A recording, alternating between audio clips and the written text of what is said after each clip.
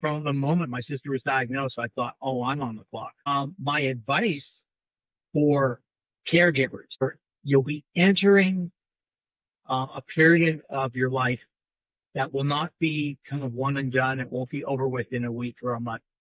You're gonna be working all out for a loved one. You have to first of all take care of yourself. If you don't take care of yourself, you won't be around to take care of your loved one. Seek out your team, stick with your friends. If you can, ask everybody, lean on your family physician, your healthcare providers, that social worker who gets involved in helping you plan, your lawyer who drafted that